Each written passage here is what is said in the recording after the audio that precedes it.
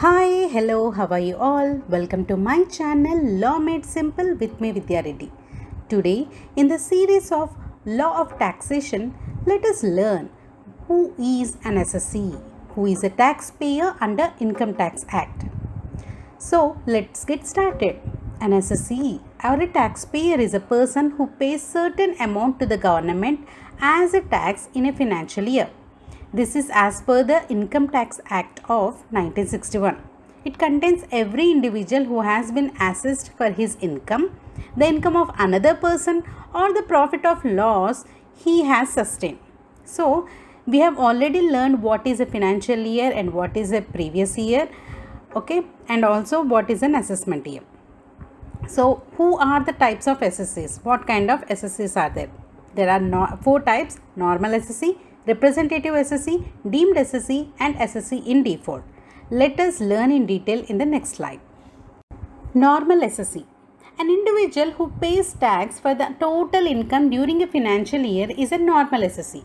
Every individual who had earned any income or had a loss during the previous financial years is accountable to pay tax to the government in the current financial year.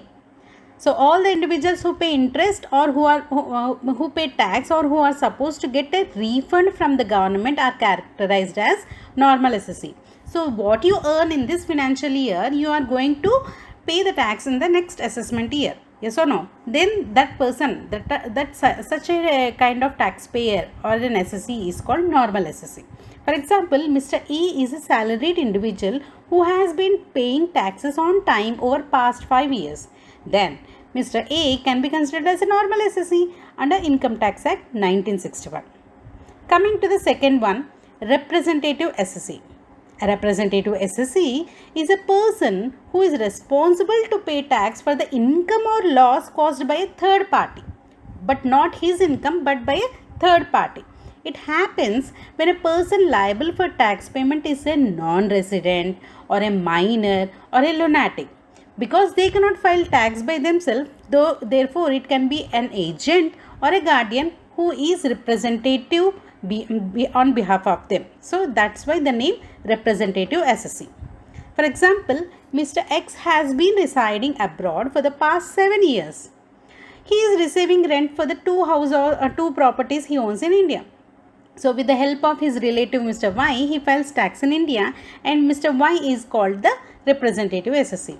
And whenever there is an investigation on tax filing and Mr. Y has to provide the necessary documents as a guardian of the property because he is representing Mr. X.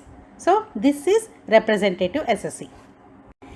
So let us come to the deemed assessee. Who is a deemed assessee? In future, if the property bill comes to him, then he will become a deemed assessee. A deemed assessee is an individual who is responsible to pay the tax by legal authorities.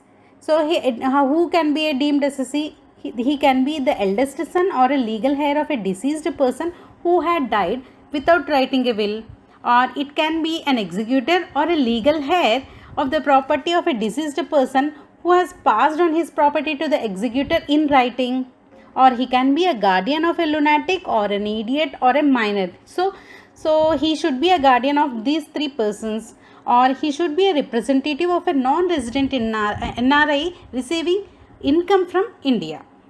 Let us understand with this example. Here, Mr. A owns some commercial buildings and he earns income by rent.